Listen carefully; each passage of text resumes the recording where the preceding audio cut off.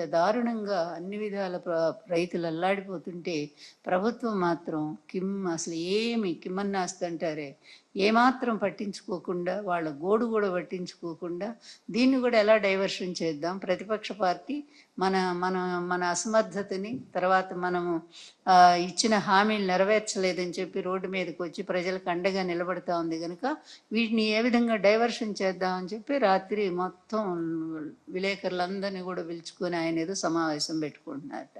అంత diversion politics. సరే, ఇంకొక వైపు చూస్తే అక్కడ ఆయన అరెస్ట్ చేశారని తెలిసింది, మన అల్లు అర్జున్ గారిని.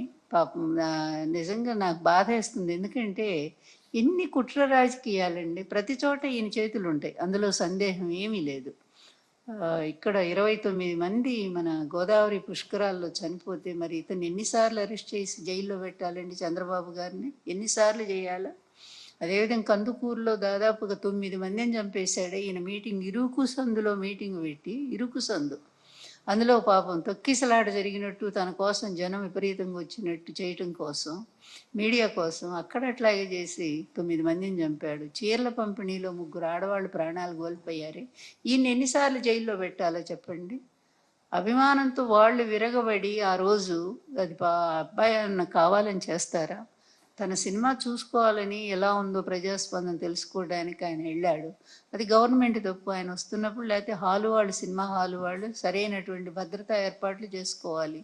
పోలీసులను పిలిచి పూర్తి కట్టుదిట్టం చేసి ప్రజలు థ్రెడ్ కట్టి దూరంగా పెడితే అయిపోయేది. వాళ్ళు అవేమీ చేయలేదు కదా. అది తప్పు అల్లు అర్జున్ ఎలా అవుతుందండి? మరి ఇంతమందిని చంపినటువంటి చంద్రబాబు నాయుడు ఏమో శుభ్రంగా ఉన్నాడు. తెలియక జరిగిన దాని మీదేమో ఆ అబ్బాయిని అరెస్ట్ చేస్తారా?